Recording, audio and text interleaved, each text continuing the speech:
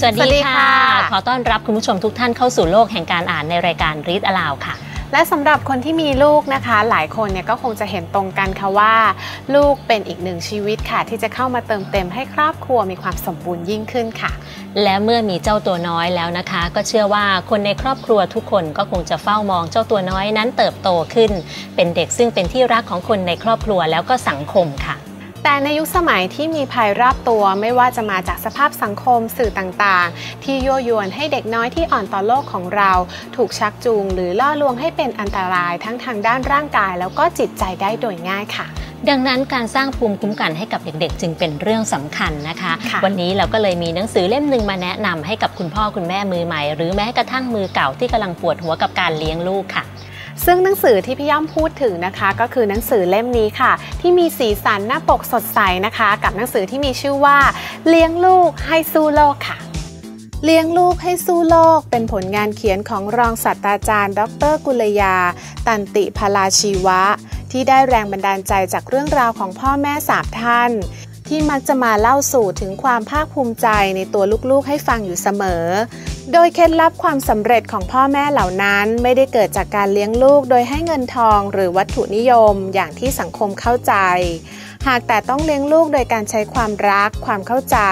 เพื่อให้เขาเติบโตไปเป็นกำลังสำคัญในการสร้างสังคมและสร้างโลกใบนี้ให้มีความงดงาม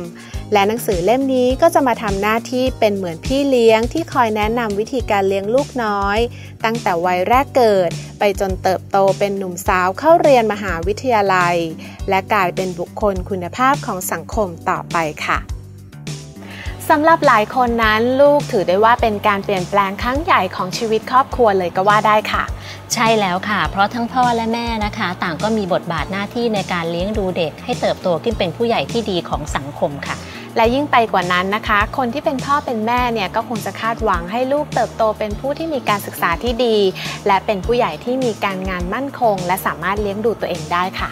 เรียกได้ว่าความคาดหวังเกิดมาพร้อมๆกับวันที่คุณพ่อคุณแม่ทราบว่าจะมีอีกหนึ่งชีวิตมาร่วมครอบครัวด้วยค่ะ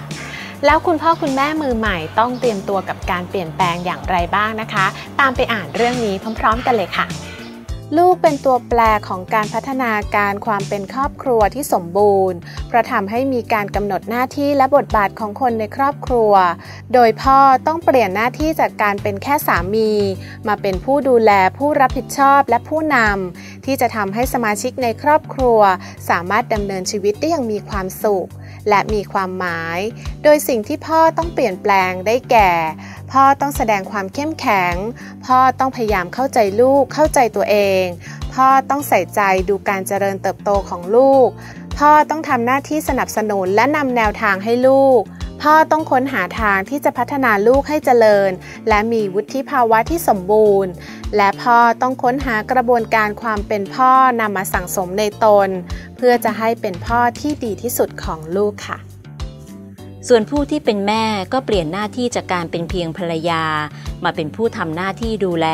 และพัฒนาให้บ้านเป็นสถานที่อาศัย